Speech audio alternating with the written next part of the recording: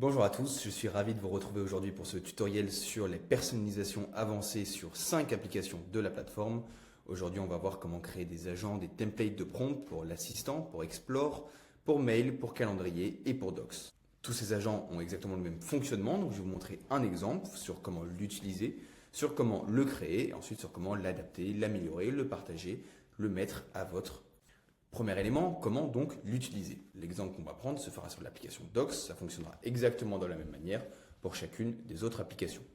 Je vais rentrer dans une collection de fichiers que j'ai créée, dans laquelle j'ai déposé 9 dossiers d'analyse de résultats financiers en l'occurrence. Et le bouton qui nous intéresse ici aujourd'hui, c'est le bouton Prompt. Ce bouton, en cliquant dessus, me donne accès à tous les prompts que j'aurais créés ou alors qu'on m'aurait partagés. Donc, par exemple, l'extraction d'informations financières me permet, quand je clique dessus, de sélectionner et d'utiliser ce prompt. On voit qu'ici, l'objectif du prompt, c'est d'examiner les documents financiers, d'extraire certaines informations spécifiques que je peux choisir au sein de la liste et de spécifier si oui ou non je veux des informations sous forme de tableau. Vous voyez qu'ici, en 3 clics, j'ai accès à un prompt relativement complet.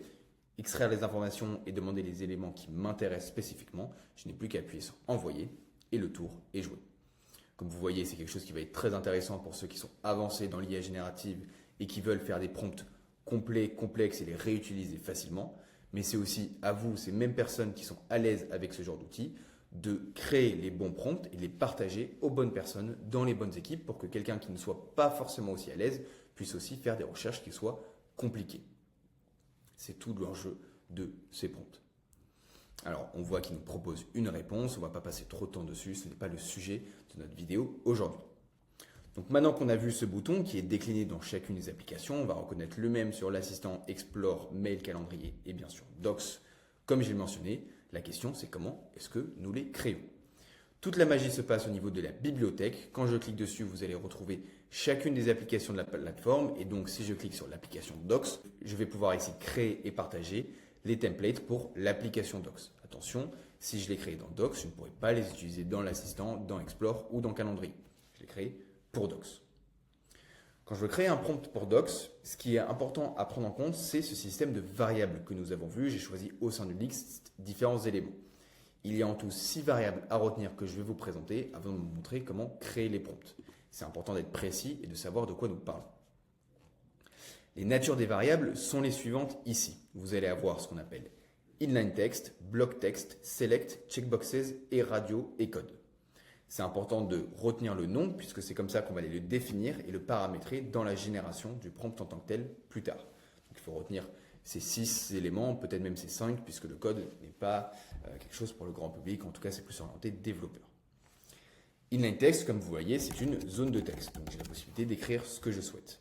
Bloc texte, exactement pareil, simplement ça va être plus adaptable et plus courant pour des grosses zones de texte. Select vous permet de choisir au sein d'une liste cachée une des options. Checkboxes vous permet de choisir plusieurs options au sein d'une liste visible. Radio vous permet de choisir une option au sein d'une liste visible. Et enfin, code vous permet d'adapter pour la génération de code tout le code que vous aurez déjà créé. Maintenant qu'on a retenu ces 6 éléments-là, on va aller pouvoir créer nos templates.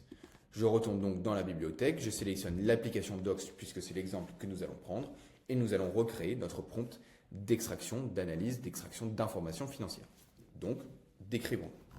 Je veux un prompt pour extraire les informations financières de documents de façon très simple.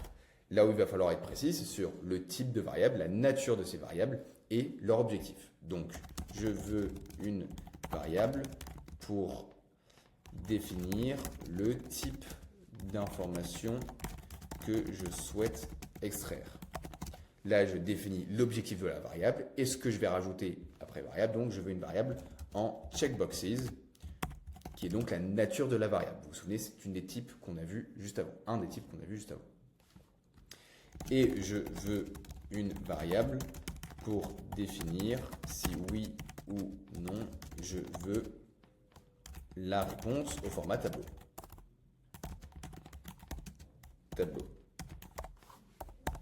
Et la variable, je vais dire la variable en radio, puisque c'est la nature que je souhaite. Je lance la génération et en quelques instants, il va aller me générer une proposition de prompt. Comme vous voyez, il m'a créé tout le prompt, il a réécrit, il a amélioré, il a indiqué les variables que je souhaite et on voit qu'il a bien respecté la nature que je lui ai définie. Et donc, tout est parfait, tout est comme je lui ai demandé. Si je souhaite a posteriori l'améliorer, la modifier, c'est toujours possible. J'ai ce bouton améliorer en haut qui me permet d'entrer des instructions. Exactement avec le même système. Par exemple, ajoute 3 options dans la variable information type et ajoute une variable en inline text, par exemple, pour toute information, disons pour toute instruction complémentaire. Améliorer. Et en quelques instants, il va aller m'ajouter 3 options dans ce type de variable et vous voyez que j'ai bien une phrase qui m'indique ces éléments et une instruction complémentaire que je vais pouvoir indiquer. Extraction d'informations financières, si je retourne dans mon application Docs et dans cette collection que nous avons créée ensemble, je lance une nouvelle conversation et on va voir que parmi les prompts que je sélectionne ici, j'ai un nouveau prompt, extraction d'informations financières, qui est juste ici. Et vous le reconnaissez avec les différents types d'informations à extraire, le format de la réponse et le inline text à la fin si je veux rentrer des informations. J'ai donc créé mon prompt adapté à mes besoins. En retournant dans la bibliothèque, on va montrer quelques derniers éléments, par exemple comment le partager. Je retrouve extraction d'informations financières. Si je fais clic droit, je vais pouvoir partager le prompt avec toute une organisation ou avec les équipes dont je fais partie. Extraction d'informations financières, ici.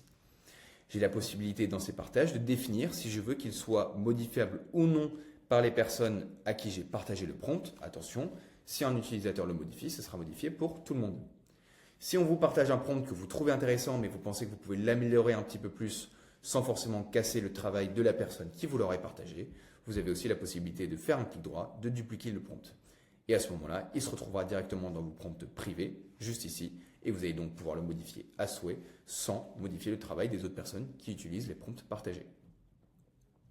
Vous savez maintenant comment partager, comment modifier, comment créer, comment améliorer, comment utiliser vos prompts. Vous avez toutes les clés en main pour le décliner dans ces 5 applications que sont l'assistant, Docs, Explore, Calendrier et Mail. C'est donc maintenant à vous de jouer, de créer, de partager. Et sur ce, moi je vous souhaite une excellente journée.